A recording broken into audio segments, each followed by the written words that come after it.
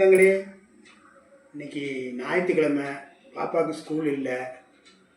அதனால் எந்திரிச்சு குளிச்சுட்டு பக்கத்தில் ஒரு கோயில். இன்றைக்கி ஞாயிற்றுக்கிழமை எப்பவுமே கோயிலுக்கு போக மாட்டேன். இன்றைக்கி நம்ம போகணுன்னு ஒரு ஆர்வம் இருந்துச்சு. பக்கத்தில் தான், வாக்கபிள் டிஸ்டன்ஸ். அப்புறம் அந்த கோயிலுக்கு போய் சாமி கும்பிட்டு வந்தேன். வந்து வீட்டில் வந்து என்னம்மா செஞ்சு வச்சுக்கிற அப்படின்னேன்.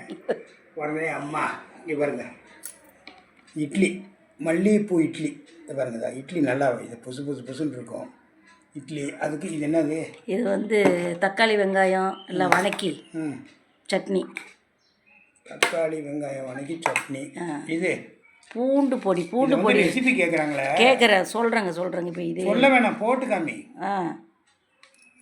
செஞ்சு காமி காமிக்கிறேன். இது தீந்தா தானே செஞ்சு காமிக்க முடியும்.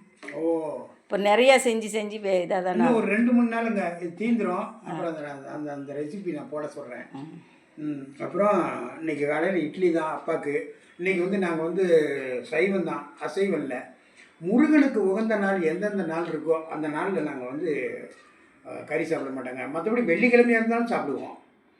என்ன காரணம்னு கேட்டால், பையன் வெளியூர் போயிட்டு 10 நாள் 5 நாள் 7 நாள் இப்படி கழித்து வரான். அங்கே பூரா ஹோட்டலில் இது சரியாக சாப்பிட மாட்டான். வீட்டுக்கு வந்த வாட்டி அவனுக்கு நல்லா சமைச்சு கொடுக்கணும். அவன் வந்து முருகனுக்கு உகந்த நாளில் அவன் சாப்பிடவே மாட்டான். முருக பக்தர், பயங்கர முருக பக்தர். அவன் வந்து எங்கள் 2 பிள்ளைங்களுமே முருக பக்தர். முருகன் மேலே இது, நாங்களும் முருகன் மேலே இது. ஏன்னா முருகன் தானே எங்களை இந்த அளவுக்கு வாழ வச்சிருக்கிறாரு. அதனால தான் வந்து வெள்ளிக்கிழமை, அம்மா வெள்ளிக்கிழமை கறியாக்குறீங்க, சனிக்கிழமை பெருமாள் கும்பிட்றவங்க சனிக்கிழமை கறியாக்க மாட்டாங்க. நாங்கள் பெருமாள் கும்பிட்றது இல்லைங்க.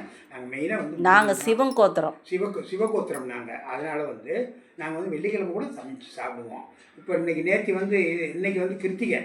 அதனால் வந்து இன்றைக்கி நாங்கள் வந்து இது எடுக்க மாட்டோம்ட்டு தான் நேர்த்தியே நாங்கள் எடுத்து சாப்பிட்டோம். அதனால் இன்றைக்கி அப்பாவுக்கு வந்து இட்லி தான். இந்த சட்னி வந்து நல்லாயிருக்கும்.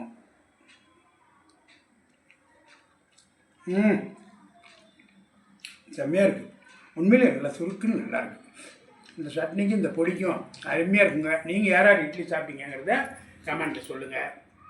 தினம் ஒரு தகவலில் உங்களை சந்திக்கிறேன். பாய்.